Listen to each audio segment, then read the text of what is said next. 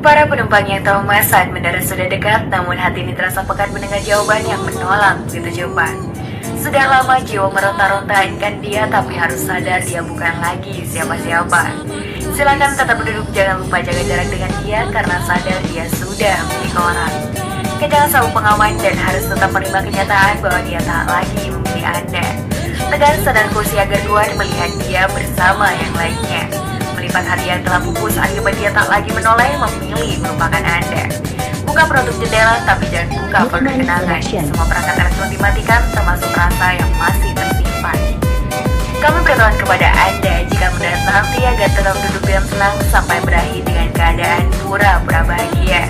Dan terima kasih telah memilih terbang bersama maskapai kerabat ini. Semoga di lain waktu hati tak lagi